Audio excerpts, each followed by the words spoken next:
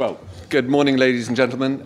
Welcome to all of you as our guests, and in particular, I want to welcome our very special guests today, Lord Nicholas Stern, the author of the seminal review on economics of climate change, and of course, the former chief economist at the World Bank, and currently working on the much-anticipated Stern 2 report. Angel Gurria, Secretary General of the OECD, former Foreign Minister of Mexico, amongst his many accomplishments, and my partner, Anthony Hobley, who's president of the CMIA. I'm the Global Chief Executive of Norton Rose Fulbright. We're one of the largest legal practices in the world, with some 1,250 partners in over 50 offices around the world, including the USA, where we have just completed our merger with the well-known firm of Fulbright and Jaworski. So you might be wondering why a global law firm like Norton Rose Fulbright would be hosting an event like this. Well, beside the fact that we have one of the leading practices in this space, it is our job to advise governments and businesses and help to manage the whole suite of risks and opportunities that arise. Last week's IPCC reports on the science of climate change made it clear that this is a major business risk that simply cannot be ignored, and it's likely to lead to a myriad of policy and regulatory responses around the world. Of course, I am not an economist, but we do have one of the world's leading economists with us here now, and so without further delay, I'm going to hand over to Lord Stern. Thank you very much indeed.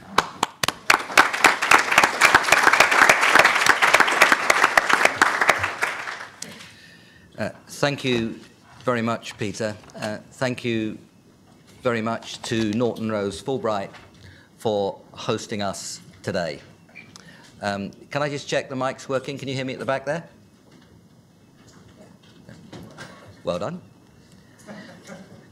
Not only being here, but also being awake and listening.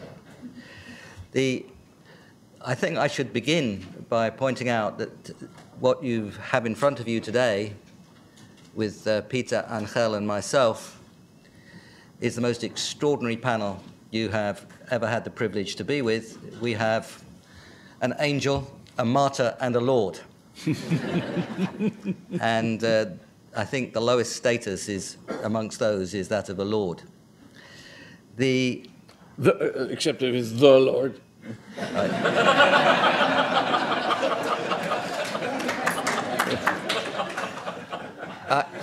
I think at this point we have to move on. But levity is not a barrier to seriousness. A law firm, particularly a law firm like Norton Rose Fulbright, is about the management of risk. It's about the management of many things, but risk is at the heart of the story. Angel Gurria has been Minister of Foreign Affairs, Minister of Finance in a big, vitally important country, Mexico, and he leads the OECD. He's had to take a lot of hard decisions about finance and risk. As Chief Economist of the World Bank, as Second Permanent Secretary of the Treasury, I've been involved directly at a national and international level in managing the public finances, looking at growth, investment, and risk. Anyone, I think, who's looked hard and seriously and honestly and openly at the problem of climate change recognizes it as a problem of risk management on an immense scale. And the hard-headed who have to deal with economic affairs surely should see it that way.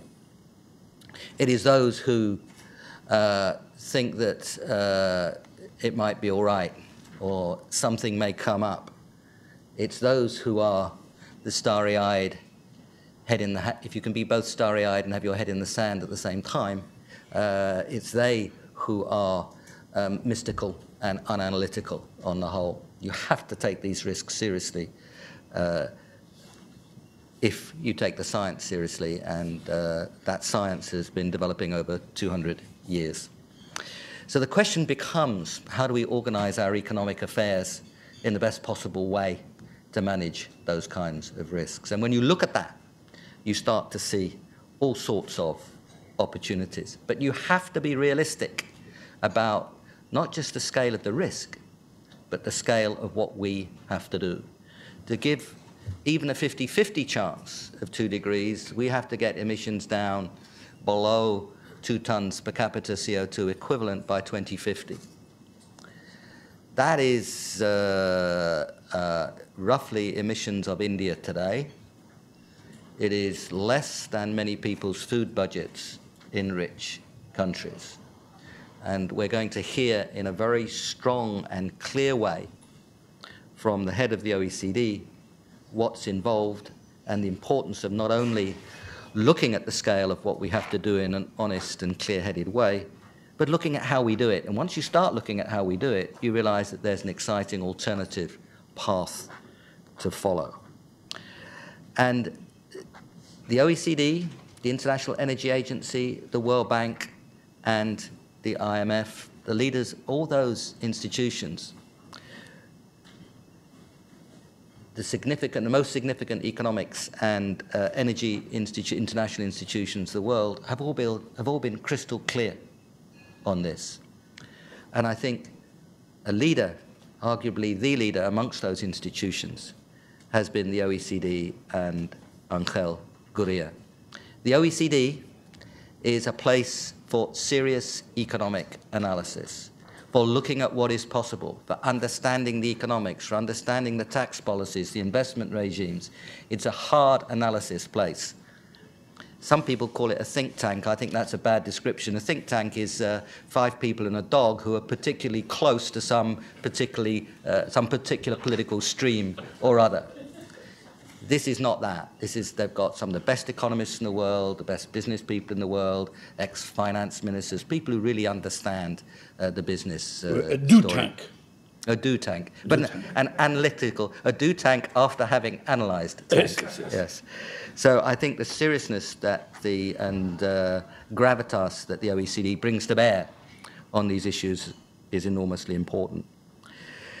So Angel, thank you for your leadership. Thank you for your hard-headedness, and thank you for coming here today to the UK, to Norton Rose Fulbright, to join us at the London School of Economics, the Centre for Climate Change, Economics and Policy, and the Grantham Research Institute on Climate Change and the Environment. You're a especially welcome guest. Thank you for coming, Angel.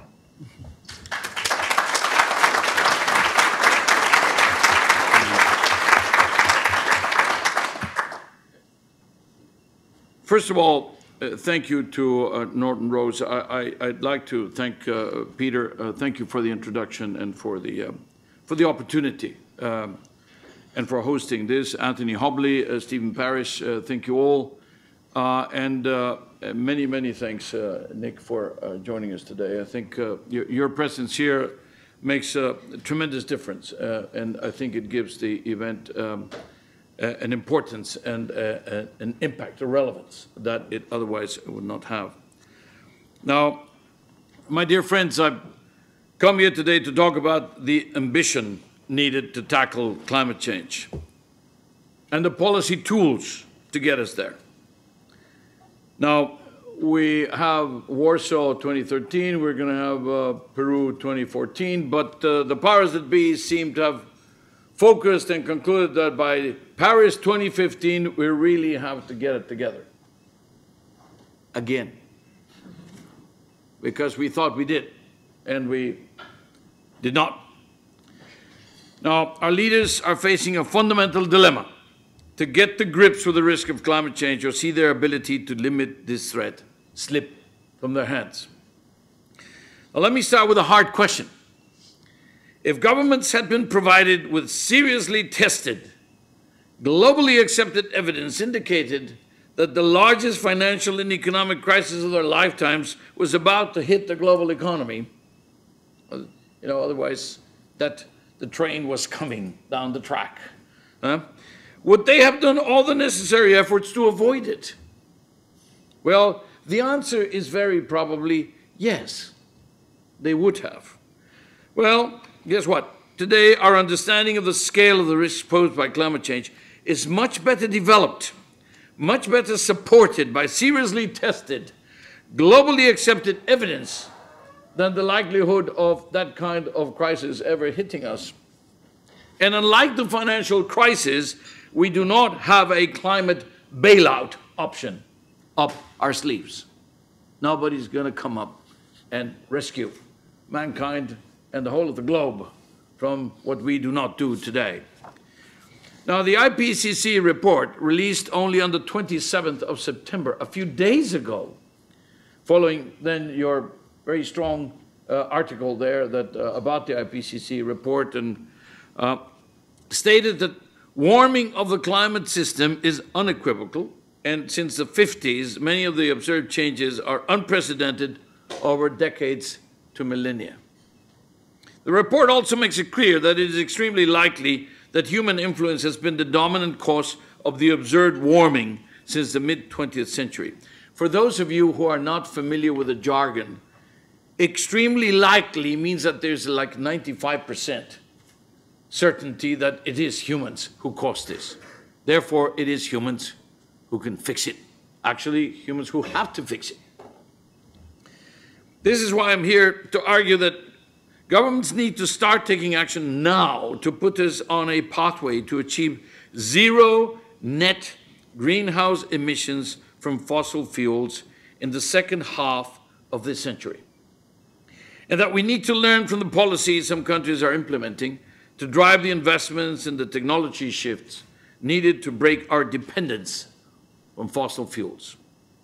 Our commitment to keep the increase in global average temperature below 2 degrees will require expensive mitigation and adaptation investments.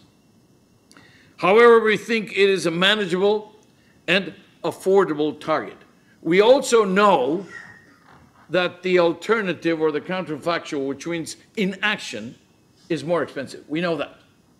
Actually, any known course of action today, with the technology we have today, with the paths we have today, with the instruments we have at our disposal, are less expensive than not doing anything, than letting things happen. Now, in human terms, let me add just another dimension, not just the economic side. Clearly, the alternative of inaction, and thus unmitigated climate change, has this other angle, which is we don't know how bad it could get, but we know it would get very bad, and we know it would be more expensive. So my proposal today is that whatever policy mix we choose, it has to be one that leads to the complete elimination of emissions in the atmosphere derived from the combustion of fossil fuels in the second half of the century. From now on, I will use zero emissions as shorthand, but this embraces technical solutions to capture some emissions through, for example, carbon capture and storage, or CCS. I'll refer to that in a moment. Now, it is important that we don't need to get to zero emissions tomorrow, not even in 2050. However, sometime in the second half of the century, if we are going to achieve that, we will need to arrive there, and let me explain why. Zero emissions might sound extreme today. Why not just lower emissions? Well, the answer to that is physical. Carbon dioxide is a long-lived gas. It hangs around. Of every ton of CO2 emitted this year, over 60% will still be in the atmosphere 20 years from now. And slightly less than half will be hanging around 100 years from now. Somebody said yesterday in an interview, well, this sounds like debt, you know. I said, no, it's worse than debt, because debt accumulates. But then if somebody else pays for it, or if you have 2 or 3 good budget years, you can reduce the debt. Whereas with the accumulation of gases, once they're up there, once you've emitted them, then you can't pay them back. They just hang in there. And therefore, much more serious threat. Now, some of these emissions literally will be there for thousands of years. So even small ongoing emissions will continue to add to atmospheric concentrations. We have a problem of accumulation. After 20 years of negotiations and policy experimentation, one thing is clear: The world is far from a trajectory that is consistent with a goal of zero emissions from fossil fuels in the second half of the century. Actually, there's a place there. Now, as I said, many countries have announced emission reduction targets for 2020, even for mid-century, the most ambitious. We remember we could not go to 2050. We went to some kind of intermediate, and then we couldn't deliver sufficiently targeted. But even the most ambitious ones, unfortunately, not still enough. UNEP, the United Nations Environmental Protection Agency, estimates that the pledges for 2020 get us only between a quarter and halfway to where we need to be to achieve the 2%, the 2 degrees target. And pledges need to be supported by credible policies that will achieve them. So it's not just a question of saying whatever has been committed is not enough. Well, that's bad enough. The problem is we're not seeing that there's very clear action on that. Now, therefore, there's a lot of progress that we need to make in the next 2 or 3 decades, but starting immediately. This is also part of our message today, not sometimes after 2020. And I know we're talking as Janet Yellen is being proposed, and the shutdown is gone, and the debt cliff is being turned, and all these things tend to take away the focus and the attention. But the fact that we need to deal with the short term does not mean that we have the right, we actually have the duty to focus on the medium and the long term. We can't keep the eye off the ball. We have to keep the eye on the ball. Now, ending our reliance on fossil fuels was never going to be easy. 2/3 of electricity generation relies on fossil fuels. Nearly 95% of the energy consumed by the world's transport systems relies on fossil fuels. We are, in a way, today, hooked, addicted to fossil fuels. So I want to be very clear that I haven't come here to vilify fossil fuels. We owe a lot to them. Much of what we regard as material and social progress has been built on the back of them. They are incredibly convenient. We physically constructed our world around them, and to wean ourselves away from them will mean swimming against very strong tides. Now, let me comment on a few of those tides. A first tide is a shift to resource abundance. Now, a few years ago, not a few years ago, the whole of our generation grew up with the idea that scarce oil and gas would keep prices rising, and they would make the switch away from fossil fuels inevitable. This was going to happen the market way, just out of supply and demand. Prices were going to skyrocket, therefore that will lead to the alternatives. But the tide has changed. We've moved from a world of threatened scarcity to one of potential abundance. U.S. crude oil production is currently growing sharply. The country is expected to become a net exporter of natural gas by the early 2020s. The exploitation of shale gas in the United States has changed the game. From an emissions point of view, there are some benefits in this apparent paradox. For heavily coal-dependent countries like the USA, a switch to shale gas can reduce the carbon intensity of power generation and therefore reduce emissions. That in and of itself would seem to be, a desirable result. This will mean lower emissions, but it will not mean zero emissions, which is the ultimate target in the second half of the century.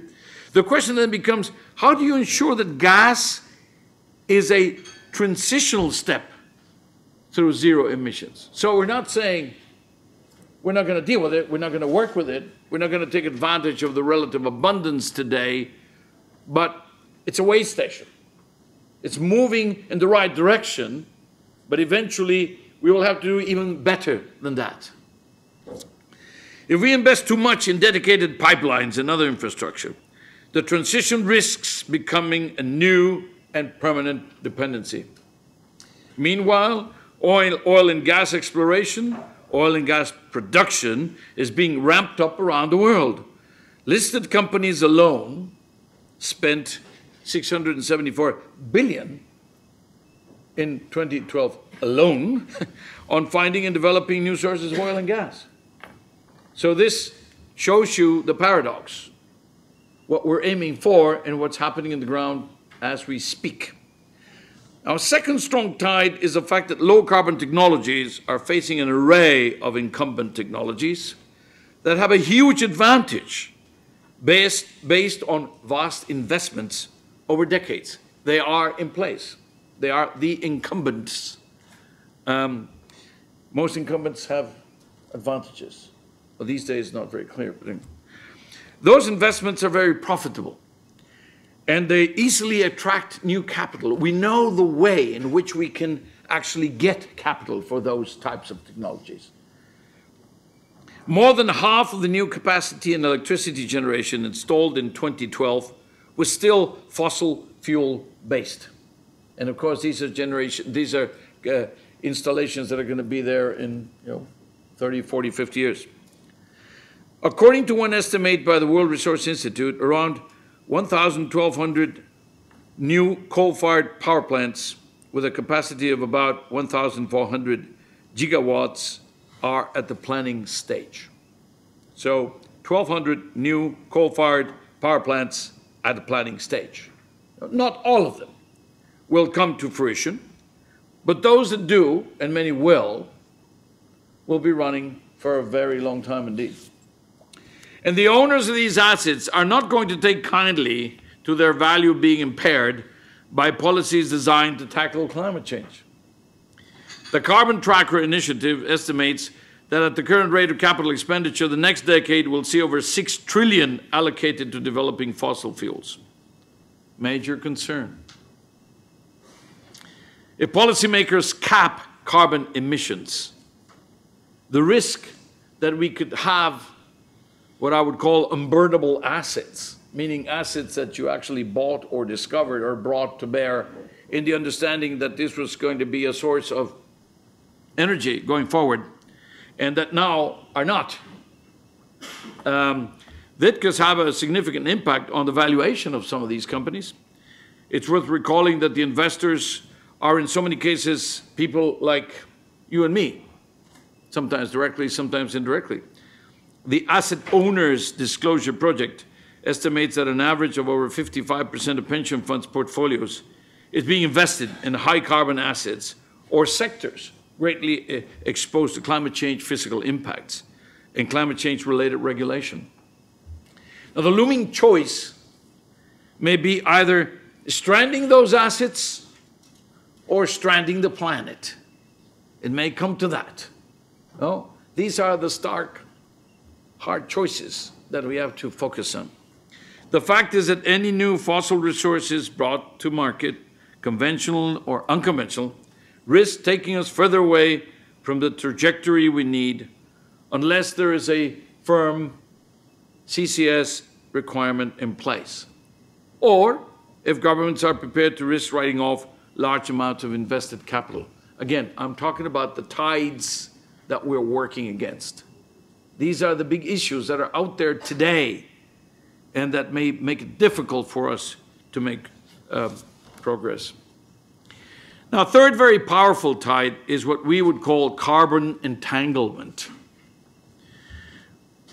Carbon entanglement means basically that governments everywhere, on behalf of their citizens and with the noblest of intentions in their hand, have major stakes in bringing fossil fuels to market and taking their share of the rents.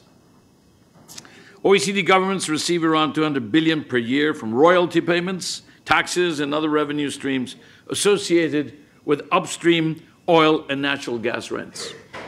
The share of such revenue streams in total government revenues is normally low, say around max 4%. But in countries like Norway, or my own country, Mexico, well, it gets to around a third of total public revenues. Major, major. The absolute size of these revenues pales into insignificance alongside that of some emerging and developing countries. Russia alone receives 150 billion a year from oil and gas. That's about 28% of total government revenues, while OPEC countries extract revenues of 600 to 700 billion a year, and in many cases represents, of course, the largest part of their revenues. So the reliance on all these countries in fossil fuel revenues is overwhelming. So they have a heavily vested interest in continuing to receive these flows of income. And it is scarcely surprising that cash-strapped governments of all shapes and sizes worldwide are hoping to find and exploit new reserves of oil and gas, whether it is in the deep sea offshore Brazil or in the Arctic. Our carbon entanglement will therefore not be easily undone. And the very modest progress of climate policy over the last 2 decades is in part testament to that. These are some of the strongest tides that we have to confront. This is a big paradox. You realize this is the minister, sometimes the leader, saying, you know, going green, and the fact that they are doing things every day that are exactly opposite to that because they need the money. So that's a conflict that is going to have to be resolved. These are some of the strongest tides we have to confront. Now let me tell you some of the main policy challenges, regardless of, you know, the vested interest that we're going to find on the way. As the negotiating deadline approaches at the UNFCCC conference of the parties in Paris in 2015, the question before us now is whether we can consolidate the progress made to date, turn it into a momentum that will lead to a transformed energy system and eventually zero emissions. Or whether we will pull together an agreement in which countries can point to some actions, but leaving the carbon entanglement untouched. So going partial and going, let's say, you know, newsworthy, but not necessarily really addressing the problem. It will depend on the way in which every country answers the following question. Is our government contemplating a policy mix that is over time credible, given the scale of the transformation we have to make?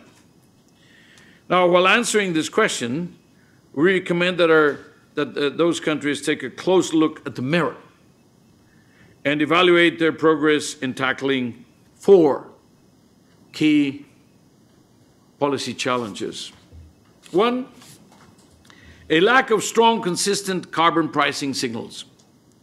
Where carbon prices have been imposed, exemptions, carve-outs combined with very low prices have meant that the impact has often been marginal at best. In some cases, we also have overlapping policies that create inefficiencies. Second, a lack of action on fossil fuel subsidy reforms. Now, you'd think that 20 years into this climate debate, we would at least have made more progress in removing subsidies to fossil fuels that actually encourage carbon emissions.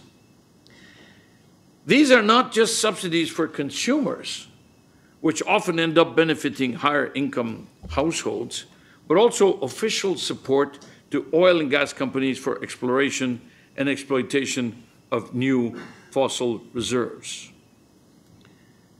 Now, we just published taxing energy use, where we say, yes, some countries tax 100 euros per avoided ton of CO2, like in the case of Sweden, and some countries like mine actually subsidize, or some countries like Indonesia subsidize, or some countries like India subsidize, or some countries like China subsidize. So how is it, we have this asymmetry. And as I said here, this is bad for the budget, bad for the environment, but also regressive because the people who benefit from the subsidies are the people who need them least. And I remember for years with the G20, we were telling them India, China, Saudi Arabia, Brazil, remove the subsidies. Mexico, remove the subsidies. But then we said, well, how about the OECD countries themselves?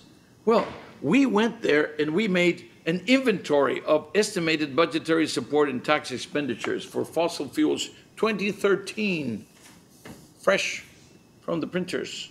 But this is the second or third edition, so we're getting better here.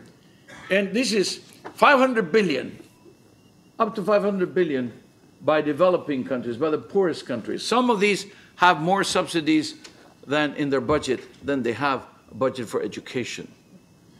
But developed countries, OECD countries that are preaching to the developing countries not to subsidize consumption and production of fossil fuels, sin at the tune of almost 90 billion per year. This 250 different creative, imaginative ways of providing subsidies to the consumption and production of fossil fuels. Very well documented. This is not intuitive.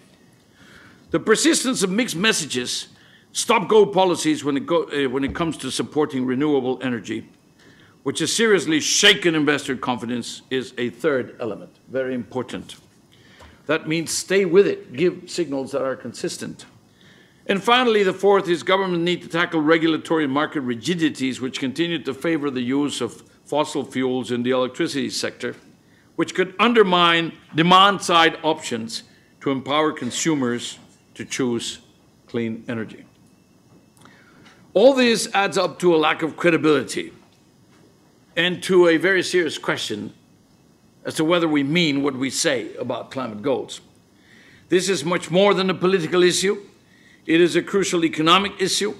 And at the moment, most businesses don't believe that governments are serious. And they're investing accordingly, meaning not investing or hedging their bets or being very prudent or requiring a level of guarantees and assurances that governments can rarely give, lest they expose themselves to very serious political risks. So, effectively, it's not working.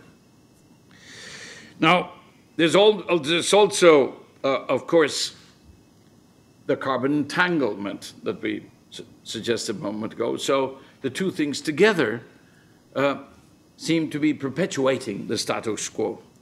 Now, to swim against the strong tides and effectively address the policy challenges, our countries will need an action agenda which clearly sets goals and measurable deliverables. So let me take this opportunity to propose some of the elements that could populate this action agenda. One, putting a price on carbon. Did I say putting a price on carbon? Let me just say again, putting a price on carbon. This is absolutely crucial. There's a strong consensus that putting an explicit price on carbon is necessary for tackling climate change, either through a carbon tax or through an emissions trading scheme.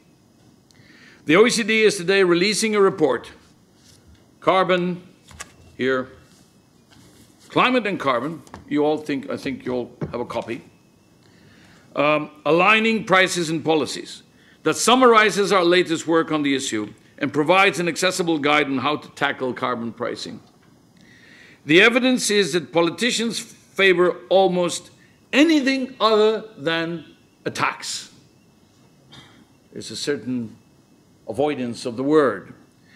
If it's called a tax, it seems to run into twice the political headwinds as any other policy instrument.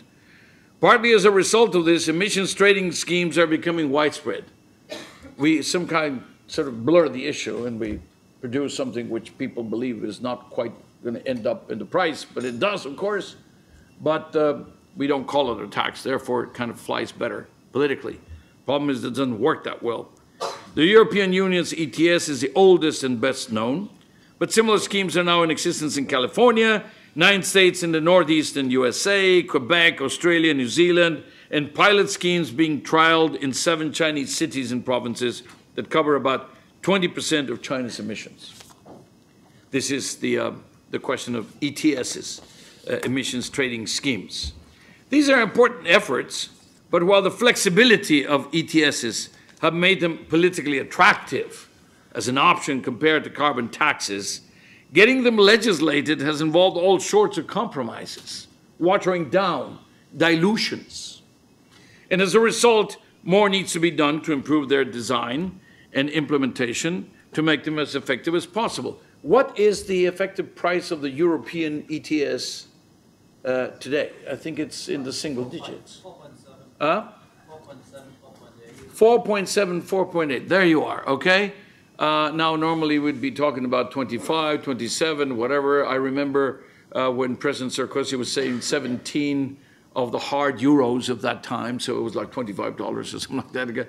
Is that effectively, that is not happening. The ETSs are not producing the level of prices that we're talking about. Now, it is important to note, not all governments have shied away from explicit carbon taxes. Since Sweden introduced its carbon tax already 22 years ago, okay? Nothing too new. An additional 9 OECD countries have followed suit. We've learned a lot from these experiences on how to introduce carbon taxes.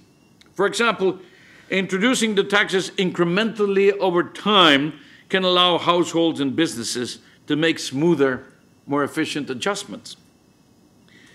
We have a very good example. In British Columbia, the carbon tax is as near as we have to a kind of a textbook case.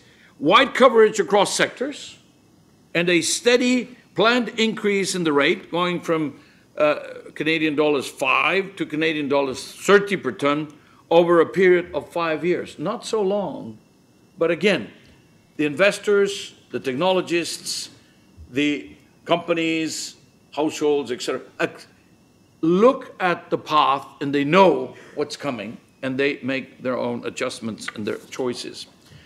But there are also many ways in which carbon is priced implicitly. For instance, there are many taxes on different forms of energy that can to some extent reflect the price on carbon, even if the carbon reduction was not the original target of the tax.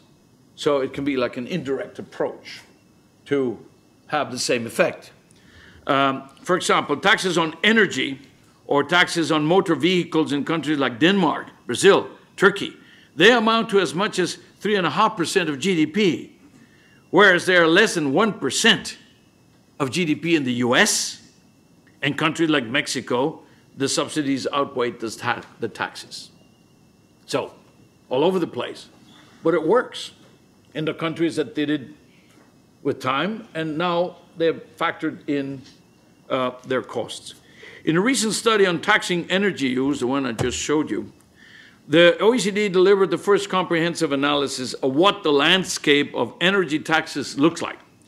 And when each tax is compared according to the carbon content of the fuel. This is not just taxes and saying taxes on energy, but it's also whether it is weighted by the carbon content. That's very important because there are different ways of taxing energy, and of course, depending on the sources, they may have different emissions results. So the study highlights the inconsistency of energy tax policies. For example, diesel emits around 18% more CO2 per liter of fuel than gasoline. But it is taxed 1/3 less than gasoline on average. So again, just little example there. Encouragingly, however, the report shows that energy taxes clearly affect energy consumption behavior. So there is such a thing as price elasticity. We always knew it. Intuitively, this is very well documented here. It works. Prices work. They change behavior. Indeed, countries with higher average effective tax rates on CO2 tend to have lower carbon emissions per unit of GDP. I repeat, countries with higher average effective tax rates on carbon will have lower carbon emissions per unit of GDP. That is a consistent result of the analysis. Other policy instruments also impose an implicit rather than explicit carbon price. Policies such as technology standards, typically building standards or some manufacturing standards of machinery. They also impose costs on households or companies in complying with such ambitions.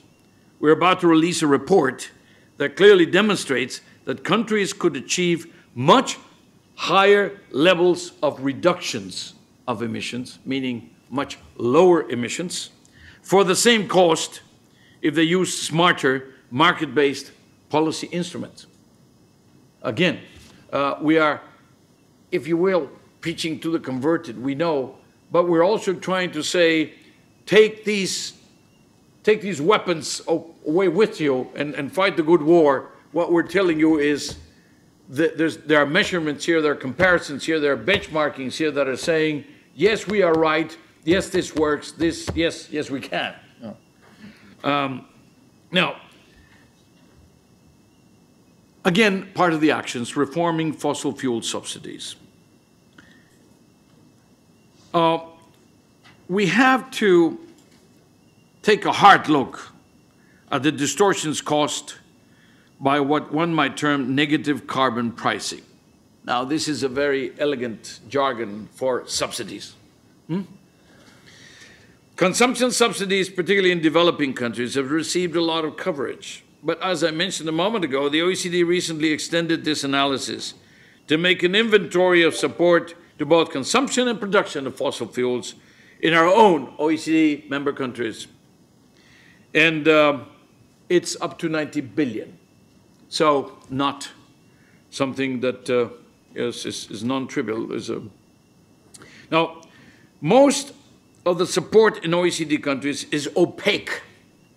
Most of the support in developing countries is basically a price cap. You know, there's an international price that should yield gasoline of X per liter, and you reduce it to half of that, well, then to 50%, you multiply by the number of liters, you get the subsidy.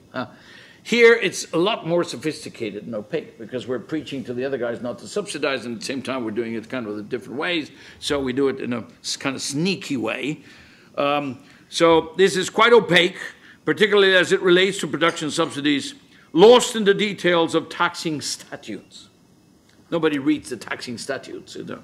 Well, some firms do because they deal with taxes, you know, but the figure is by no means comprehensive. Our work is ongoing. Every time we do a new edition of these, more of this comes out and the number gets bigger. For instance, tax breaks for company cars. Simple, you know, practical, every day. That can significantly increase the social cost of transport through increased emissions, as well as more accidents and more congestion. Now, some work we have currently underway suggests that these tax breaks, just that, amounts to about 35 billion per year. So, just these are little things that are kind of logical. Sorry for those of you that have company cars, but you know, but effectively it has these consequences. Now, incoherent and inconsistent policies. I don't know if you have ever heard about that. The net effect of the massive misallocation of resources arising from fossil fuel subsidies is to tilt the playing field in favor of continued reliance on fossil fuels. These policies actively undermine the carbon pricing initiatives in some of the same countries and the economics of low carbon energy. Fossil fuel already has a huge advantage as the energy resource of choice. It doesn't need more help. You know, it's already there everywhere. So it's ubiquitous, and it's, as we've said, it's abundant now. We thought it was going to be scarce. Now it's abundant. So we don't need to help it with misallocation of resources. Governments need to stand back and look across the entire range of signals they're sending. This is about consistency. It's about the signals we're sending to consumers, to producers, to investors. If they're serious about climate change, they can leave no stone unturned. All avenues to price carbon in a cost-effective way need to be explored, and all conflicting policy signals need to be eliminated. A critical element of this is financing the transition. How do we move from today to this world of the zero emissions? No shortage of capital in this world. The question is whether non-fossil energy investments can currently compete in terms of their risk-return profile against the known incumbent technologies where we know how to get the money.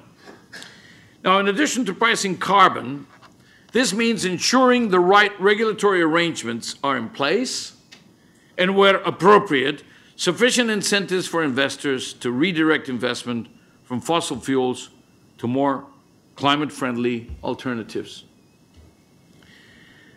To help them to get a consistent picture and help countries compare their performance, we're going to make carbon pricing and climate policies a key element of all our OECD economic surveys. We at the OECD have 34 members. We produce about 45 economic surveys because we include Brazil, China, India, South Africa, Indonesia, Russia that are not members. So we have 2-year cycles for this, and we do Europe and the European Union, the Eurozone, etc.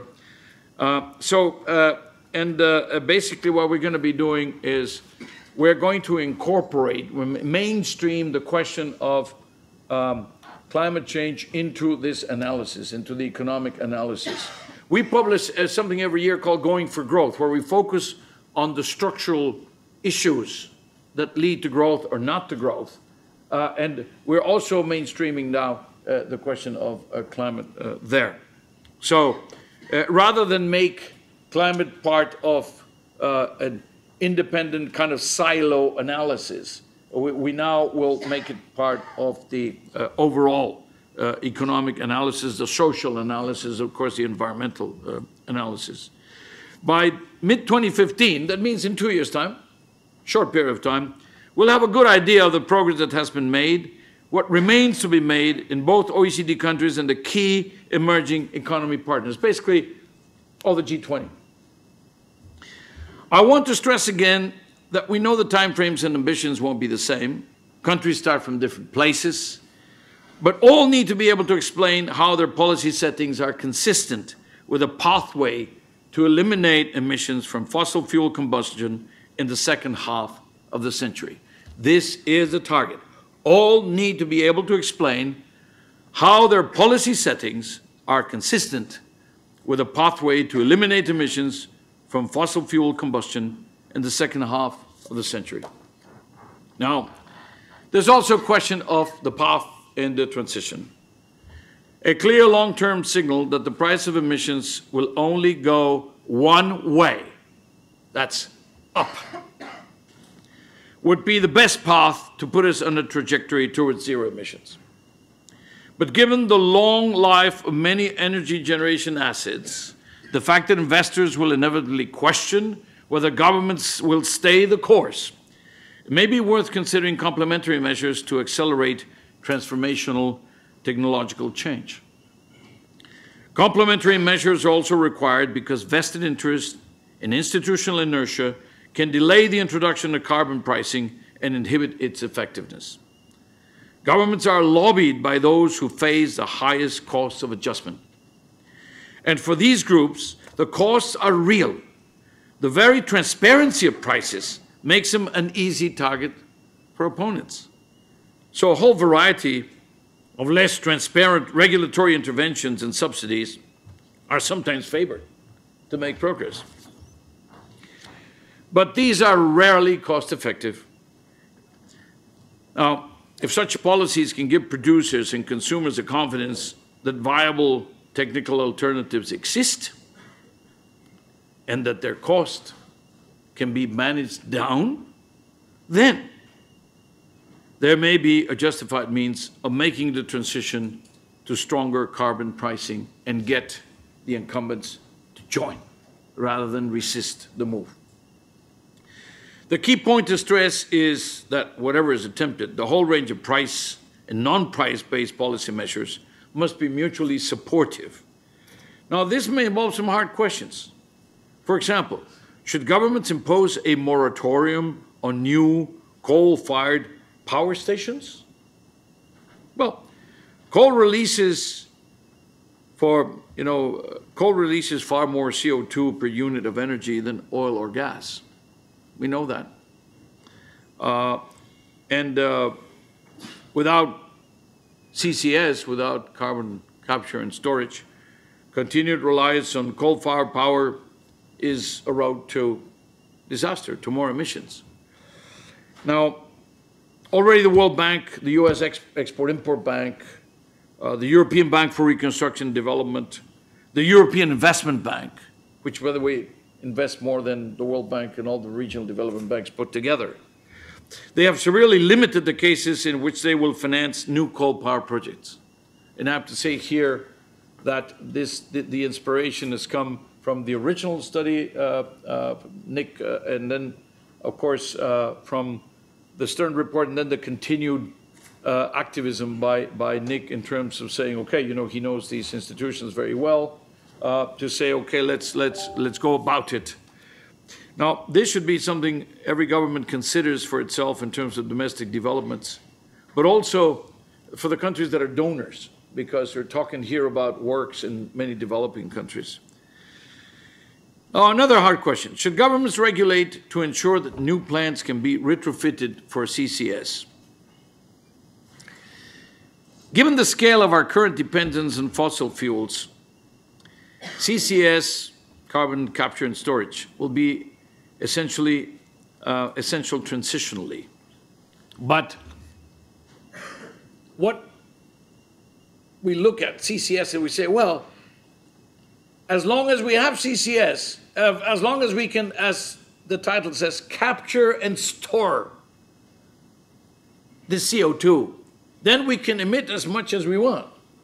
Well, this is not a get out of jail free card, you know. This is not. Our International Energy Agency, this is at the OECD, is that even if all currently planned CCS capacities were to be constructed, please, even if all the planned CCS capacity were to be constructed, only 90 metric tons of CO2 would be captured per year, and this is about 1% of power sector CO2 emissions in 2012. So it may be a solution that covers more of the problem than it does today, but what we're seeing is that this apparent panacea is not in the starting block yet today. So under current carbon prices, apparently, CCS is interesting commercially when we're talking about enhanced oil recovery. But other than that, it does not seem to be very attractive. Now, understandably, the cost of exiting from the status quo can appear daunting. The transition to a zero emissions economy will not be costless. Governments must be frank about the cost of this transformation. But if we are equally realistic about the costs that climate change could impose, we should see transformative zero emissions technologies as opportunities. Building a post-carbon world will offer incredibly exciting economic opportunities. Tackling climate change could become a new source of growth through technological innovation. Changing our consumer habits can also trigger considerable business opportunities. For example, the applications of ICT to a world in which consumers can manage their own demand, choose their energy, is likely to be a world reliant on a large number of products and services that currently do not exist. Every one of these is part of a new growth dynamic. So, Lord Stern, dear friends from Norton Rose, and ladies and gentlemen, I should say Norton Rose and Fulbright, now that you've merged and everything else. And so the Fulbright part, very important now. Ladies and gentlemen, history is a race between education and catastrophe, said H.G. Wells. And this can be a guiding light to address the difficult climate choices that are knocking at our door. We are on a collision course with nature. We are in a collision course with nature today. We need to take bold decisions to change that path. We must help governments identify ambitious but achievable goals, and then to achieve them in the most cost-effective manner. It is a risk issue. It's a question of managing risks and then managing the trade-offs among the risks, and then making sure that we do so in the most cost-effective way. Our efforts have so far been a fraction of what is required. We're neither on track to achieve internationally agreed goals, nor of managing to execute even the existing policies in a cost-effective way. And all this is placing human well-being at risk. There is thus only one way forward. Governments need to put together the optimal policy mix to eliminate emissions from fossil fuels in the second half of the century.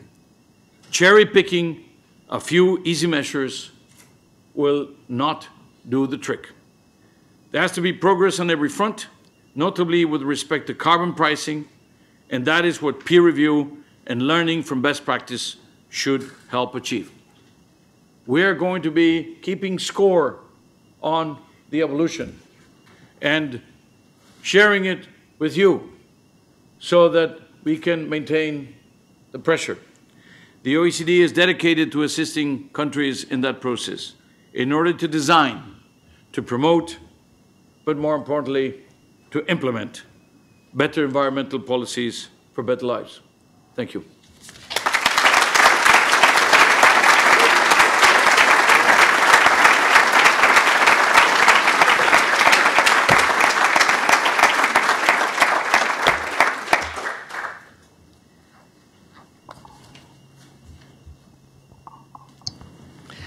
Angel, thank you very much for a very clear, strong, analytical, hard-headed account of what we have to do if we're serious about the risks. And of course, you began with why we have to be serious about these risks.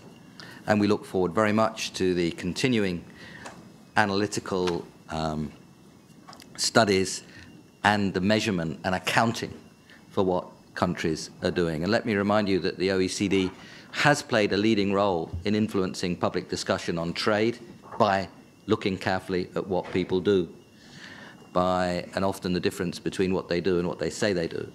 It's looked very carefully at issues of taxation and documented. So the power of the evidence stated in an analytical, objective way can be very strong.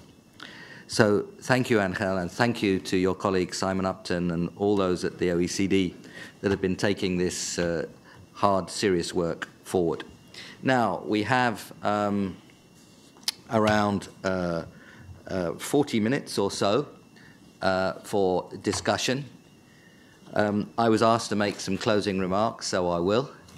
So I will try not to, even if it's very tempting to pop in too much to the discussion, although perhaps the temptation will overwhelm me, but I'll try not to because I get the closing remarks at the end. I'm only going to ask one question directly, then we'll open it up. But the third sponsor of this group is this meeting today is the Carbon Markets and Investors Association, and I'd like to ask Anthony Hobley, President of the Carbon Markets and Investors Association and Global Head of Sustainability and Climate at Norton Rose Fulbright, to ask the first question. As he's asking the question, you will be composing your own brief, tough questions. Please. Lord Stern, thank you, and Secretary General, thank you. That was an amazing and insightful talk. And some people, when I was a chemist before I was a lawyer, so I was very pleased you talked about risk, because a lot of people have probably heard me bang on in the recent months about linking the climate science with business risk, something I'm quite passionate about. So I think that was critical to make that link. But I guess first a comment and then a related question. We all talk about 2 degrees, and we were talking before about the fact there's a 50-50 chance if we achieve this trajectory. But we very rarely talk about the whole issue of systemic risk, particularly to business models above 2 degrees. How do you do business, or how do many business models survive in a world at 2.5, 3, etc., and above, God forbid. And you mentioned, I think, this amazing piece of work by Carbon Tracker, and for the first time in the science report, the IPCC, we have a carbon budget, and we've already used up well over half of that. So if we take this seriously, if we believe there will be a policy and regulatory response, we have to leave somewhere in the region of 70% of that in the ground, which has huge implications for valuations of many companies and pension funds. As lawyers, we live in a world of regulatory regimes and law and transactions, and so we're very aware of the consequences of the financial crisis, Basel and many of the regulators looking to sort of financially stress test many banks, funds and corporates. But do you think those same regulators need to do the same in terms of sort of carbon or climate stress testing many of those financial institutions, funds and corporates? And will that be a key part of the sort of policy framework that you were talking about? Yes, absolutely. And I'd wish that we were at a stage where we are conducting this type of stress tests, other than just the banks and looking at their balance sheets and their capital, because this is part of the capital of those companies. And the question is, like we are looking at the quality of the assets, meaning the loans on the books of the banks, we should look at the quality of the assets of these companies. And they may be assets which are going to have a very strong demand for the next 10 years, for the next 15 years, 20, whatever, but there may be assets which, after the logic of the zero emission kicks in over time, may be less than the face value or the nominal value that is showing on the balance sheet today. So I would say yes, and we use the very clear, very obvious, comparable example of the financial industry, which here in London is very well known, and you use, yes, stress testing, assets and liabilities. The liabilities, of course, are loans, a liability, but there may be also that as a result of either the regulations or the market forces, there may be some of the assets which will have to be, let's say, adjusted in their pricing, okay? The value of assets. And yes, I'd wish that we were as advanced in this culture, that we would already be doing this. I would very much encourage that those of you who are involved in the process would encourage that this be done. Now, you mentioned something which also is part of the tides that we are facing. And that is that, these companies have these assets, they're booking the assets, they're actually investing in order to put more assets of that kind in the balance sheet. But the question is, when do you take the haircut, so to say, in the assets? When do you pay for the necessary adjustment?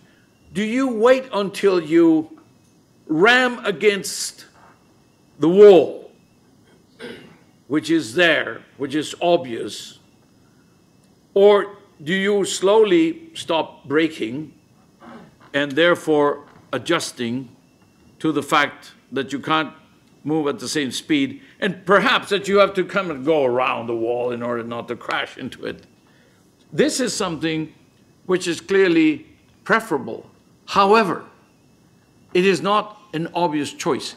I think it was Barbara Tushman that wrote this story, this book called The March of Folly. And the thesis was basically, from Troy to Vietnam, that societies sometimes act against their own best interest knowingly. And this is the key to this particular matter, knowingly. Because as I started by saying in the beginning, we now know more about this issue. It is no longer intuitive, it is no longer hypothetical, it is no longer theoretical. We now know more about the consequences we're living in every day. We're paying for the consequences of what we have not done every day. We were the first to start documenting adaptation costs, we at the OECD. We were the first to publish a book about who is going to get flooded first. You know, Jean-Kofi Morlot of the OECD published the first book, and it caused a big stir. Now this is something which is pretty widespread, which is good, because everybody's adding to the knowledge. But the question is, we know that we're running into a wall. Then why continue to put, pressure on the pedal?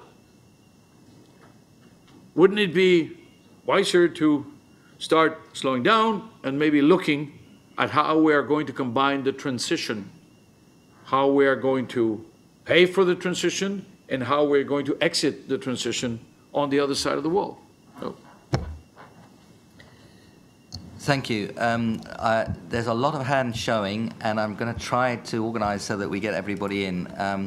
I'll take 3 at a time, and it's clear, I think, that we're going to need at least 3 rounds of 3. So could I ask you to keep your questions as brief as possible? And the answers too. I couldn't possibly comment. I learned to say that when I worked at the UK Treasury. I'm going to start with the lady at the back there. My question is that I think markets are actually working very, very well when it comes to climate pricing. Climate prices are down to 0. Why? Because there's a glut in the market. I mean, that's exactly what we're looking for. What's the objective, actually, is to cut carbon emissions. And actually, people have been doing that, and ergo, the price of those carbon emissions as they're traded on the secondary market are going down. I'm confused why we have to have climate prices actually going up. You mentioned that Sweden has had a carbon tax for more than 20 years. So my question is, what does the evidence show? On the balance, has that hurt Sweden's competitiveness, or has it enabled Sweden to profit from green growth and the new emerging opportunities? The gentleman just in front of you there. Hello, I'm David Pitt-Watson. I chair the UNEP Finance Initiative, which is a group of 200 banks and investors linked to the United Nations Environment Programme. And I guess I would hugely support everything that you've said. But I'd kind of like to follow up on the first question, because one of the observations we would make about the global regulatory structure of finance is that it is given almost no consideration to the effects of the regulation on the provision of a environmental finance. So if you were to talk to members of the Financial Stability Board or Basel to ask whether that had ever even been on their agenda, they would say, no, it's never been on their agenda, and that is preventing huge amounts of finance which could otherwise, even with today's market incentives, be being used. And this is something we will be working on at UNEP FI, but it would be hugely helpful to have the analytical resource of the OECD focused on this and looking at discovering to what degree Bloomberg is correct when it says that our financial system is, I quote, institutionally fossilist. That is, that the incumbent financial technologies for funding fossil fuels are ones which are advantaged by the regulations rather than the ones for financing green technology. And I wonder whether that's something we might work on together in the future. Let me start with this last one. Absolutely, yes. And I think that, there's been an incredible progress in terms of regulations in the financial system since the crisis, precisely because the crisis started there. And it was where it blew up in our faces and then came across the Atlantic to the UK. And then while everybody in Europe was saying this is an Anglo-Saxon problem, and first they were saying it's a US problem, then they were saying it's an Anglo-Saxon problem. And then when from Northern Rock it moved across to the whole of the continent, and then it became a European problem. That's why we're probably about 2 years behind the ball in Europe vis-a-vis where they are in the US in terms of the of fixing, repairing the banking system. But yes, I don't think this applies to certainly to climate change, but it applies very generally to the whole of infrastructure and environment-related infrastructure. Certainly, climate change probably is the last. We've been fighting for water here. We're very big. We're working on water all the time. We just put out a water security document in the Stockholm Water Week, and we just put out climate change and water. So again, the question is we can't get the investors to finance. And a part of the problem is regulatory. Part of the problem is also, now this uniquely matches the long-term periods that you need for investments like pension funds, insurance companies, reinsurance companies, et cetera, with the type of the asset. The only problem is the regulations and the question of marking to market, the questions of reserves, requirements, et cetera, and the fact that I don't think we've done a brilliant job also of presenting the case. And we haven't, because what we're trying is to build the case with things like today.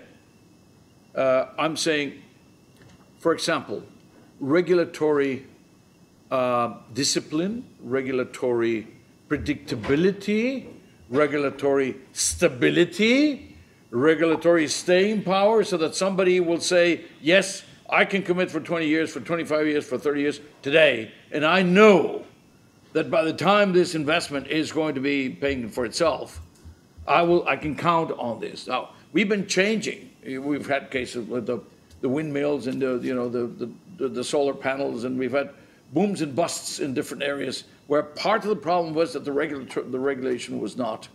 Now, you're talking here about regulation in the financial sector, and I would say that mostly what we would have to do there is remove what could be obstacles, rather than try to say, hey, you should have a niche and you should invest at least part of your portfolio in infrastructure or climate change. That, of course, is the way of the past. We can't force them to do it. They have to be led by the attractiveness of the... But I would absolutely say, yes, let's work together, not only with yourself, with UNEP, which is concerned about this, with those of us who are fighting the good fight. Let's look at that. The carbon floor price, competitiveness, and have the Swedish, well, the Swedish are doing pretty well. They've done pretty well throughout the 22 years, actually, without the, well, there was an exception where they had a banking crisis, nothing to do with the carbon price, however. And they came out of it rather well, and now they're teaching everybody how to deal with financial crises. But I have to say that it does not seem to have eroded their competitiveness because they built it into their prices, their expectations, their culture, etc. And it does seem to have corrected or affected their behavior in terms of the way they deal with the environment and with emissions. So I'd say it's a very good example, except it's always a little tricky to say the most shining, gleaming example and the best possible one to show it in front of them and say it's possible. Well, you know, Sweden is a modern economy. It's a European economy, and it's competing with all the European economies at the same time. So it's not a difficult case to compare with. But let's say, you know, we talked about British Columbia. We talked about Australia. We talked about Canada. There's some other cases where there's been progress made, and the question is the signals. I mean, I think we should be. We can deal with news, good news, bad news, whatever, as long as we don't have too many surprises. If we don't spring surprises, either regulatory or pricing surprises or whatever, this is what puts people off. Nothing like giving signals of things that are going to happen gradually over time, and then making sure that they happen, okay? Sticking to it. So I'd say, yes, this is, now the question of a carbon floor price, of course, it has to do with the fact that maybe the substantive price of oil itself per barrel could go up or down, but that the tax could either just remain the same or change so that there's a certain level of price at which it will arrive to the market, so that the alternatives can play in. Because here it's not just about the economics of the sector itself, but remember, there's the environmental impact, which is a public good that we're trying to produce. Madam, you say that prices in Europe are coming down. They're coming down, yes, because there is less economic growth. Europe is flat to negative in the last 5 to 6 years. Therefore, economic activity has dropped, therefore investment, industrial activity, et cetera, therefore emissions. First thing. Second, Europe was already on the way to lowering emissions. Europe was already committed. And in a way, in Europe, the culture was already there. And in some cases, like the UK, the legislation, I mean, since 2008, you here legislated that you go 35% less in a certain year, 50% less in the second year, and 90% less in the year. So this is exemplary. The UK leads by example, not only Europe, but the rest of the world. And now that their voice is rising and saying, should we lead? Well, if you got that kind of leadership, which is good for the UK, but also good for the rest of the world, I can assure you this can produce a new generation of technology and first movers advantage. And it's not going to impair the competitiveness of the UK. As we have seen, this has not so far impaired the competitiveness and is not even impaired the recovery because you seem to be doing well having stayed the course. So I would not lose too much sleep about that. Now, the problem is, why should it go up? It's because of pricing signals. As we said before, when you have a price that is higher, people rationalize the use thereof. And basically, again, let me add in the margin, I don't know, Nick, if you agree with this, we are not losing a lot of sleep about the emissions of Belgium or about the emissions even of the UK. These are on the way down, and eventually technology will do its own thing, and the social consensus about the need for something eventually even as going to zero emissions will be there. In fact, to a very great extent, it already is. The question is how to put the pieces together. But we have, where are emissions going to be growing in the margin in the next generation or two?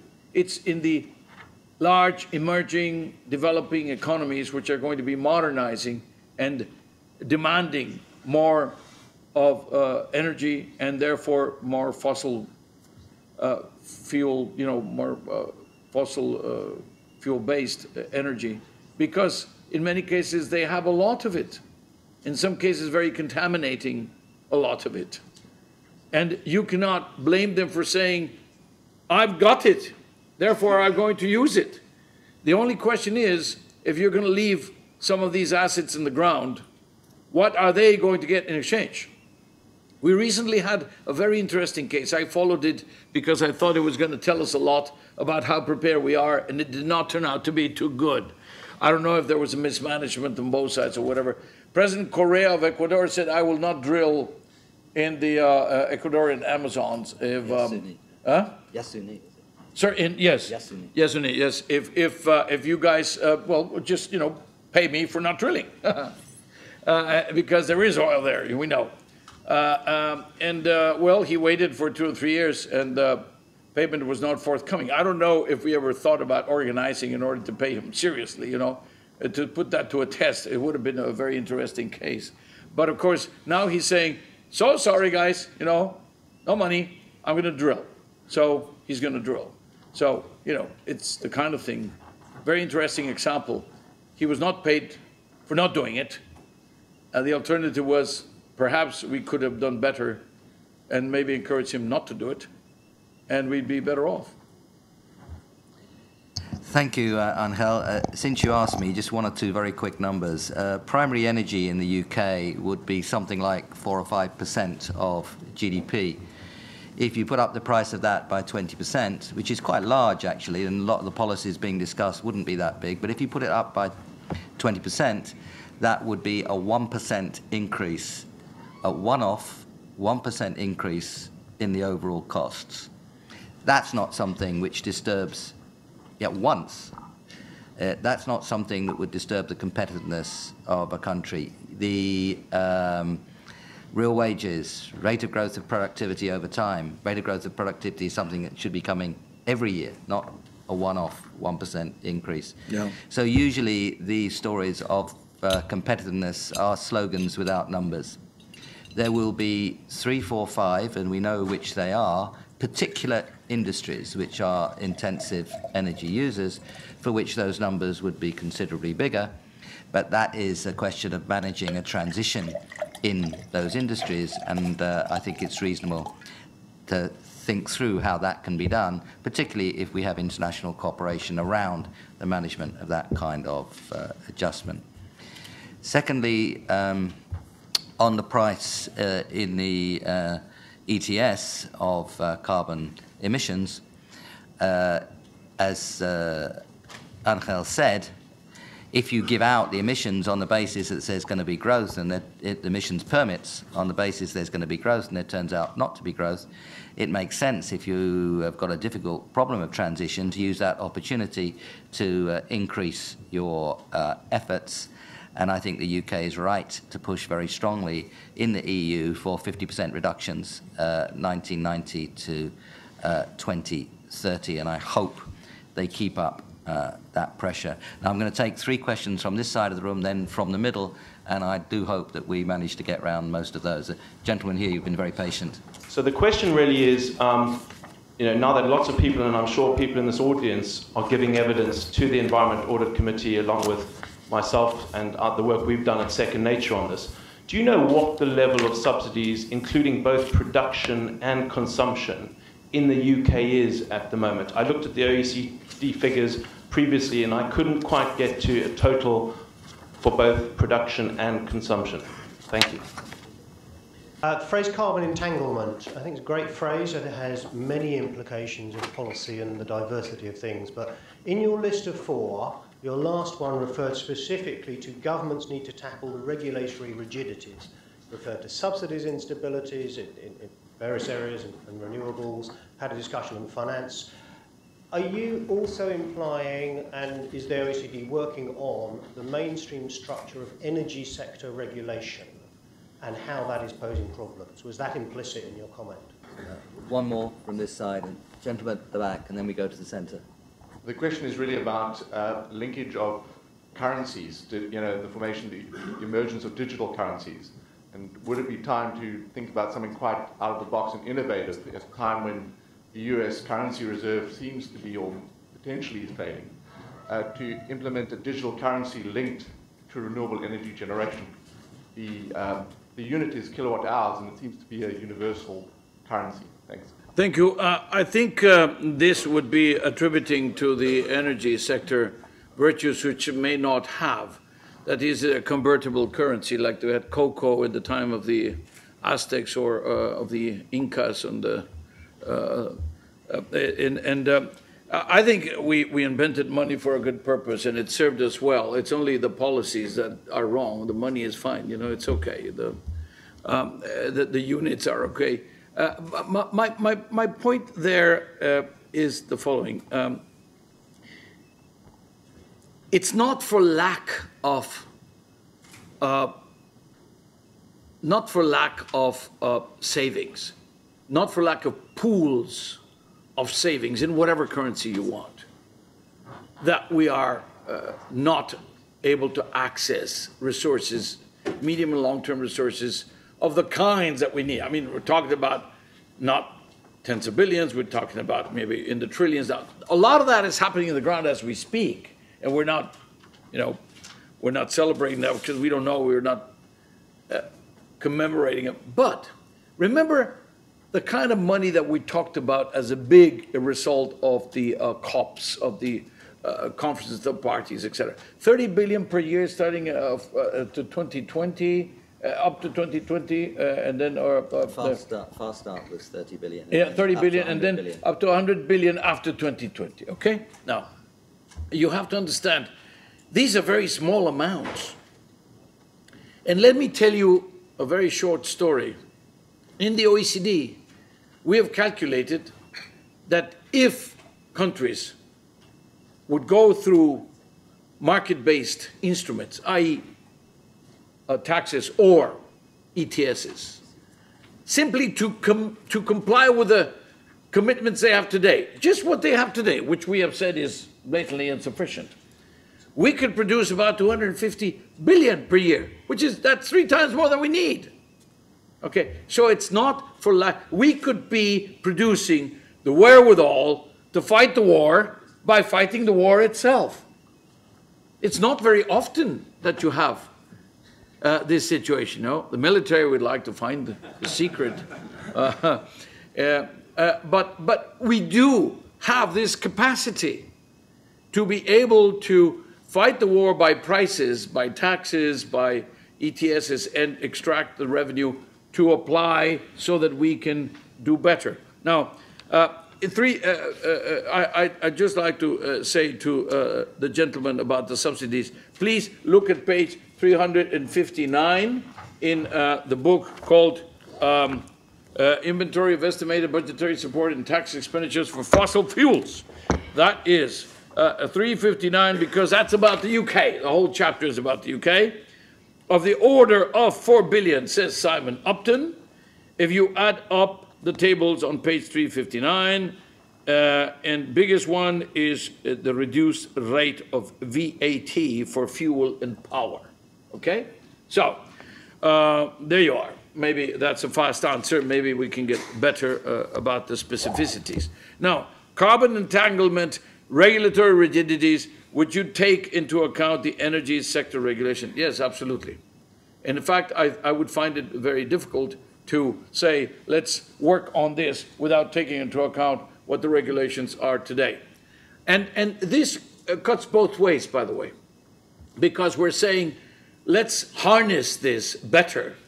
But at the same time, you may be allowing for a number of investments, a number of modernizations, et cetera, and for some investment to go into the sector and giving it legal certainty, legal predictability, which would then allow for the financial predictability to come through. First goes the regulatory and the legal predictability to make sure that if the numbers add up, then you can get the financing. But remember, who is going to be giving guarantees to whom? Who's going to be guaranteeing that they're not going to be changing, et cetera, et cetera? The investors are going to require a modicum of peace of mind in order to write the check. And clearly, if you're going to be writing checks for power plants, and there is a regulatory environment, there are regulatory constraints today. The question is, how do you take into consideration this additional angle, let's say, and with the medium and long term? Now, again, short story. Mr. Baird of Canada, today foreign minister. He was the environment minister not too long ago, a few years ago. I visited in my official trip to Canada in those years, and I met him, and he said, oh, it's very simple. If anybody comes here and asks for a license to produce electricity with, conventional fossil fuel-based, I just say, yes, perfect, here's your permit. But please read the little paragraph in the bottom that says you have to have carbon capture storage facilities. And I said, Minister, you can't do that. This is not yet commercially available. This is not good. He said, oh, well, yes, of course I can. I do it every day. In fact, I just pass the problem on to them. If they are going to be producing kilowatts with fossil fuel-based, they are going to have to produce. Now, this is Canada, where most of the power comes from water, or from, but now there's a lot of alternatives. They're exporting them. But this already was kind of there. And now, these kinds of uncertainties in the regulatory, effectively, we're going to need the electricity, sir. We need to have it. We need to make sure that it is there. The question is, where will it come from, and how will we produce a regulatory, legal, financial, technological, environmentally friendly framework to make it happen? Can I just one thing to the question about subsidies, including in the UK? When I was head of the Government Economic Service, 2003, 2007, I worked closely with the chief economists of the different departments. And whilst I was there, the chief economist of the Department of Transport did some calculations on UK fuel taxation. And he worked out that something like 2/3, 3/4 of those taxes on UK transport, petrol in cars essentially, could be understood in terms of the costs of congestion and the costs of damage to roads. And if you added in the carbon price, then actually a big part of that tax was explained. But most of it was through an understanding of congestion and damage to roads. What that tells us is that we shouldn't actually be thinking of a carbon tax as a tax as such. If you let somebody do something which is very costly for free, that's a subsidy in my book. Yeah? Mm. And stop subsidizing the damage that people do. Stop allowing them to damage for free. That seems to me to the removal of a subsidy, and I think that's a much more sensible way, a much more intuitive way to think of what this is. And to explain it. Yeah. To sell it. And the IMF has done some calculations bringing in these extra things like congestion and so on. And they published this in the spring of this year. And they have numbers in addition to the 90 million which the OECD has set out, which are very important and clear. They get numbers in the few hundreds of millions, billions per annum, if you include those other things. Now, we've got... My Lord, if I may, sorry, just 2 seconds on that. Yeah, Nick will do. Tax breaks for oil exploration in the North Sea are not considered by HMT as a subsidy. Do you think we've got an issue around that? We haven't got much time, but the answer is yes. It's considered a tax expenditure. Yeah, and let's just, and I'm kind of reminding me that the title of this book is Budgetary Support and Tax Expenditures. Yes. Yeah. Now, we have only 6 or 7 minutes left according to the timetable. I will take 3 questions, but if you could be very fast, and I'm going to have to apologize already because we have a lot more than 3. Gentleman right at the back there. Just picking up on some of the comments about low prices in the EU ETS, I was wondering if you thought policymakers also need to think about some innovative solutions, for example, discretionary price management mechanisms, which have been suggested by a few people recently. Gentleman in the white shirt here. Your thoughts and comments on zero growth, stable state economies as an alternative economic model. Secondly, energy pricing can be socially divisive. There is fuel poverty. Have we considered reverse pricing, whereby you don't pay a high standing charge, you pay initially low costs, and as the unit, as you use more, it goes up and up?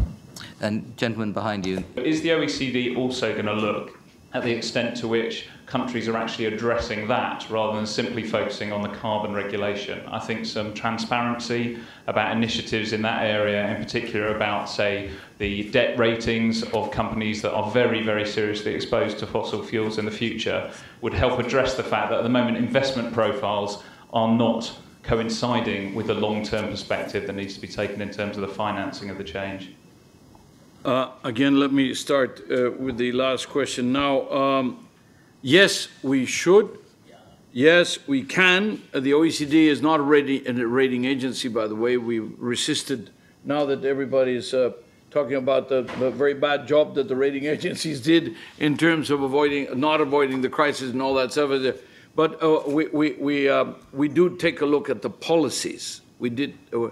We established very serious policy dialogues with countries, and that includes also corporate management and guidance, the guidelines on corporate management, and the regulatory aspect of corporate management and the dialogue with the government. So I would say, absolutely yes, not in the guise of naming and shaming, but basically in the guise of transparency. And I would expect that at some point in time, actually there's a very good move that today some of the large corporates are trying to compete with each other to see who is greener. And that is good. That is good. That's kind of because it moves into first a little bit more of maquillage, and then slowly it moves into substance. And I'd say that we're getting better and better at that. So I think it's promising. And again, now, zero growth as an alternative in order to avoid climate change problems. No, absolutely no. Let's deal with the climate change issue rather than condemn humanity to zero growth because we can't deal with the climate change issue. We are designed to be able to grow. We need to grow. We need to improve our station in life. We can't stay put, you know. And also the growth, both of population and the quality of life, needs to come from all those places where these emissions are going to be happening precisely because they want to improve their station in life. So who's going to grow at zero? I mean, we in the OECD, and when I say we, I mean the proverbial we, because, you know, I'm from Mexico.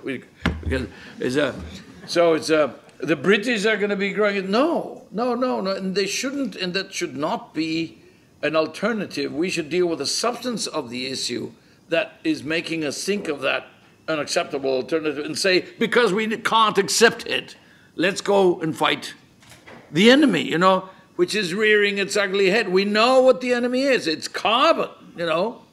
We know its face. It's horrible. It's ugly. We know it's bad. Let's fight it. Let's hit it on the head with a blunt instrument. You know, big fat tax. Huh? So this is now reverse pricing with it. No. Again. No.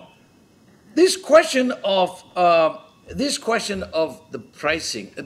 This is because we want to make social justice with taxes or with public prices.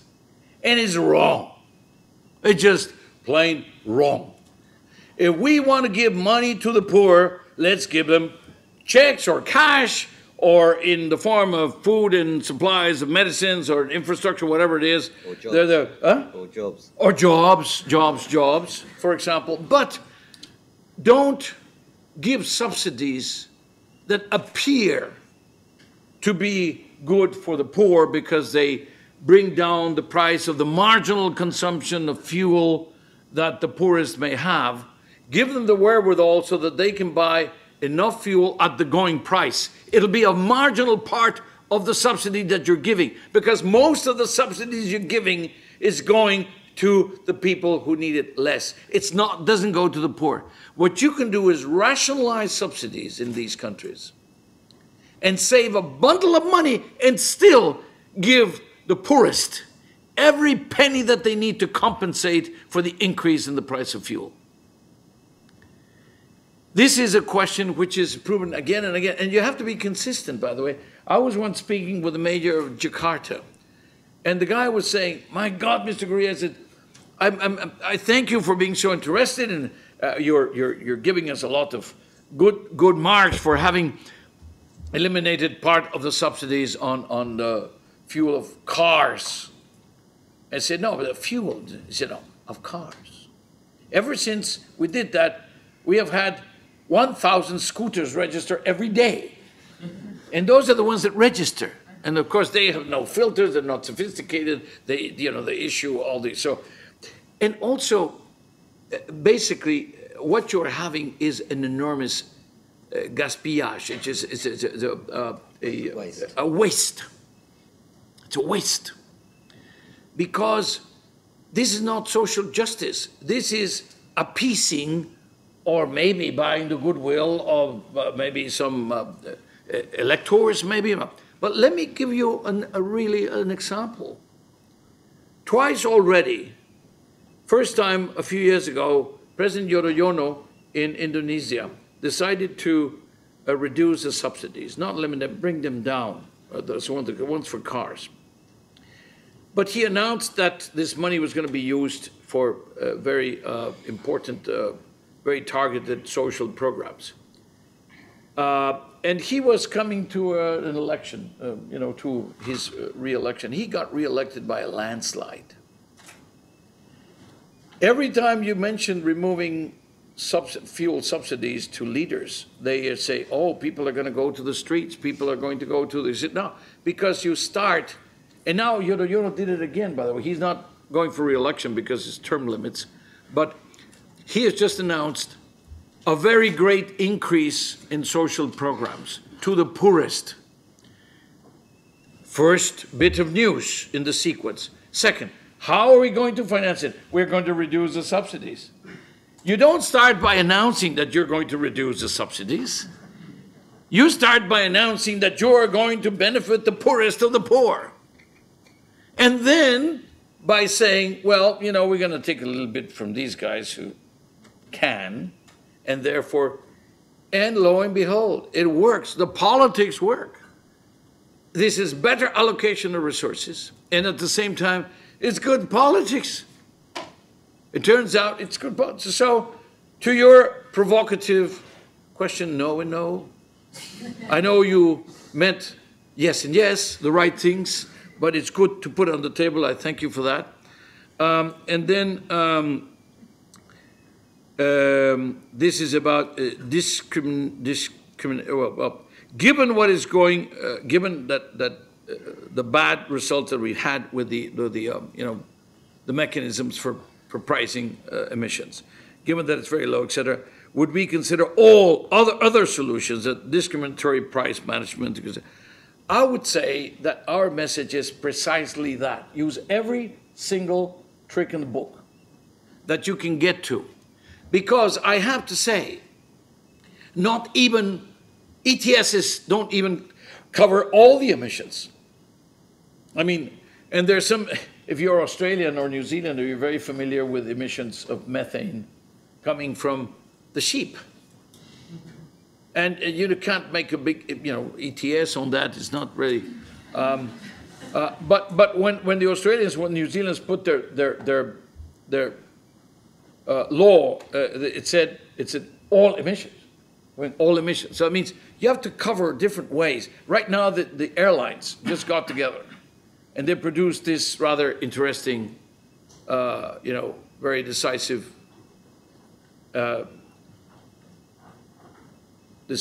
decision to decide to postpone to 2019 a discussion about what it was that they could, and then they celebrated to say, we got it. So, in Montreal a few days ago. So this is about 17% or whatever. The transport is about 20-odd% of the total. So it's difficult. And there they were talking about also a tax that already has been in the books. In the case of the European Union, it was not concerted. It was done, so to say, okay, the European flights all pay, and that includes the Russians and the Chinese and the Americans and everybody. Everybody was up in arms. It was not very well concerted, let's say. Was I elegant enough? It was not very well negotiated, let's say, okay? But it was not necessarily, the question is not about raising revenue. It is because you really want to eliminate the emissions. In a way, if we are perfectly successful, we should not get a penny from green taxes because we have eliminated the emissions. Now, we're not saying zero emissions altogether, but how about the emissions derived from burning fossil fuels in the second half of the century, which is where I started and which we are advocating. Thank you very much.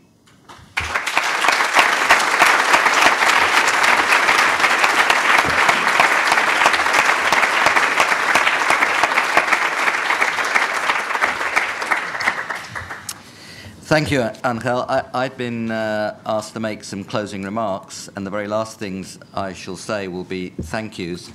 But let me perhaps just underscore one or two things that Angel has explained so clearly and strongly.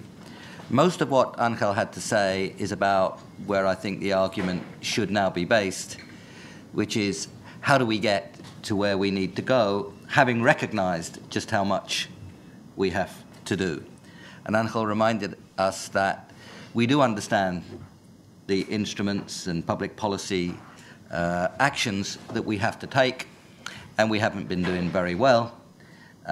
He described in a clear and direct way why that's difficult, but also described what we could do and how we could do it with, if I may say so, Angel, a very elegant politician's touch, as well as the rigor of the underlying economic analysis. But let's just remind ourselves why we have to do it, because often when things get difficult, people think, oh, well, maybe we shouldn't do so much. And we are headed with roughly the plans that we see, which involve some change, probably for something like 3.5 degrees centigrade in the early part of next century, with very big risks of 4 and upwards. None of this is any precision. This is about risk analysis. We haven't been at 3 degrees centigrade on this planet for about 3 million years. We haven't been at 4 degrees centigrade for tens of millions, possibly 30-some millions. Again, the precision doesn't matter when we recognize that we've been around here as Homo sapiens for perhaps 250,000 years, and basically we are a society and a civilization which date from the end of the last ice age, 8, 9, 1,000 years ago.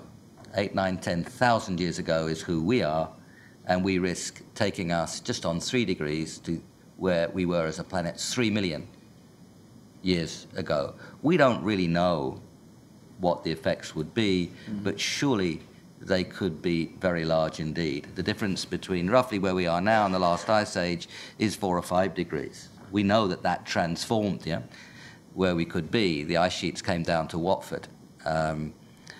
Those of you who are not British will Watford usually gets a laugh for some reason or other. But it's not very far north of London. You'll excuse the rather insular view of latitude. But those are the risks that we face. And then we can go on to describe in more detail, but it's very important to realize that the stakes that we're playing for here, we're not worrying about something inconvenient. We're worrying about something which would be catastrophic. The second part to note is that delay is dangerous. Where there's uncertainty, sometimes you can wait and see. And that's not necessarily a bad policy in the face of uncertainty. But this is crucial. Delay is dangerous because of the ratchet effect of greenhouse gases. Flows go into stocks, stocks rise, and it's very difficult to get it out. And as Angel emphasized very strongly, the lock-in of high carbon capital and infrastructure. So these are the stakes that we're playing for, and this is why delay is dangerous. So those who would deny the need to act have to say two things, one or both of two things. That they know the risks are small, and that they know that there's no danger in delay. That is unscientific, irrational, and reckless. Unscientific because of the body of evidence, irrational because if the science turns out to be wrong and we've acted as if it was right, we've got lots of things we've discovered. If it's the other way around, if the science turns out to be right and we haven't done anything, we're in deep trouble and very hard to extricate ourselves. That's commonsensical attitude to risk. Those of you who do statistical decision theory will recognize it as type 1 and type 2 errors, but it's common sense. And of course it's reckless because of the scale of the problems that we face. So let's be clear about the risks that we take, and let's be clear what a sensible attitude to risk would be. I'm not going to try and rehearse again all the things that Angel is saying. I'm just underlying one of the crucial things. In describing what we need to do, we should recognize that technological change on this scale, if we look back to the various waves of technological change there have been in the past, usually bring a few decades of innovation, discovery, investment, and growth. So what we're describing here is the growth story, not only in the short and medium run, Surely at times when interest rates are low and there's slack resources, that's the time to invest in the growth story of the future. That's the short-run story. The medium-run story is one of learning and discovery, and that's also the growth story. And the long-run story is, well, if you go down a high-carbon route, you destroy growth because of what you do with the environment. So what Angel and ourselves are talking about here is the growth story, and we should be clear about that. But we have to manage it well. It's not easy. It involves investment, it involves changing policies. So I wanted to underline the growth story. I wanted to underline what's going on elsewhere. I've worked in India for 40 years of my life and in China for 25. The change we've seen in China over the last 3, 4, 5 years has been quite remarkable. Just this year, for example, as we go through the transition from Hu Jintao to Xi Jinping, we have seen a reaffirmation of the commitment to sustainability and to transforming an economy, and Xi Jinping said very clearly that the current path is unsustainable. Early this year, we heard for the first time in China a discussion of peaking by 2025. In all my interactions in China on these and other issues on economic growth over 25 years, I had not heard before this year any date of peaking for China's emissions before 2030. This is a country that's grappling with the issues. It's hard. You're turning a tanker. But they're very actively engaged in the story, and they're looking at what we are doing. And they should look at what we are doing. So what we do is not just what we do influences what other people do. And as we look at vacillation on policy in Europe, we should not assume that that's the same thing everywhere else. And Angel already pointed out that whilst the United States in Washington, D.C. is rather complicated and difficult polity, what you see elsewhere is actually quite significant. So finally, I want to underline, before I do the thank yous, the dangers of vacillating policies. These investments, as Angel emphasized, can take 20 or last for 20 or 30 years. The biggest deterrent to investment in most places in the world is government-induced policy risk. Certainty is not on offer. We live in an uncertain world, but we can certainly carry ourselves in a way that reduces uncertainty. And the biggest damage to investment is government-induced policy risk. And that's what we're seeing in many parts of the world, including in our own country, although we do have very strong climate change legislation, a good climate change committee, a Department of Energy and Climate Change that's on a sensible track. So we have good things in the UK. Let's not undermine it by squabbling within the government and looking as if we might backtrack. But that's our local example of government-induced policy risk. You'll find them everywhere. I'm not saying it's worse in the UK than elsewhere, but it occurs everywhere. So government-induced policy risk is a real problem. We have to look for policies and institutional structures that help reduce those policy risks. That leaves the thank yous, and I'd like to begin by thanking Norton Rose Fulbright, our hosts. Thank you very much, Peter Marta, for having us here today. The Carbon Markets and Investors Association have already also supported this event, and of course my own institution, the London School of Economics, through its Centre for Climate Change, Economics and Policy, and the Grantham Research Institute on Climate Change and the Environment. But of course the biggest thanks are to the OECD for its work, Simon Upton and all the staff working away in this area in the OECD, but above all, Angel, on the quite extraordinary leadership that you have given on arguably the defining challenge of the 21st century. And as an economics minister, as a foreign affairs minister, as a leader of arguably the most important economic analytical unit of an international kind that we have, you've given that basic economist, financial, evidence-based analysis of what we need to do, and it's backed up by the hard work and the evidence analysis produced within the OECD. It was a wonderful talk today. I think it was a very significant talk that you've given today. Clear, strong language on an issue that needs it and on the basis of careful, hard work. So thank you, Angel. It was a very important event, and we're privileged to have been with you today. Thank you.